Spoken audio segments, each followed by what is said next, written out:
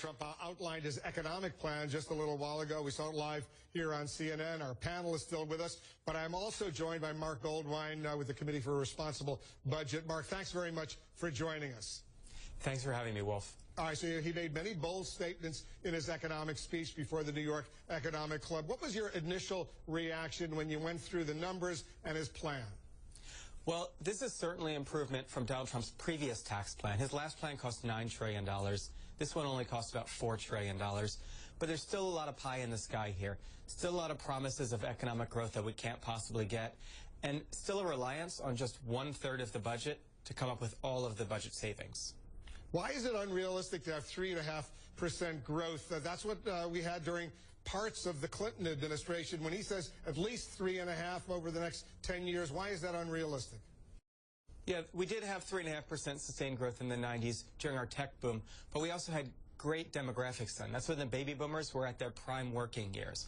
Now the baby boomers are retired, and that itself is a point off of growth. Add the fact that we're not in a tech boom, that's another half a point. That brings us down to what we think growth will be, which is 2%.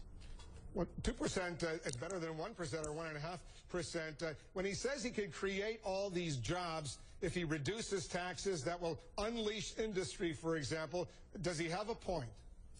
He has a kernel of a point. Certainly tax reform can help promote growth. Certainly regulatory reform can help to promote growth.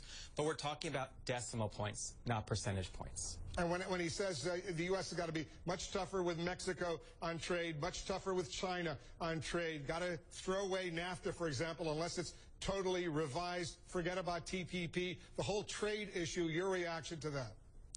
Well, this could go either way. But if you ask most economists, repealing NAFTA and canceling TPP or not going forward would actually slow economic growth a little bit. It might improve the distribution. Tell us why would that slow economic growth? Well, the basic idea here is that trade makes both countries better. Otherwise, they wouldn't do it. So when we throw up tariffs that inhibit trade, that's going to slow growth a little bit. Again, it might be good for the distribution of income, but not good necessarily for overall economic growth. And what would it do for consumers who want to buy a lot of products, obviously, is the cheapest possible price?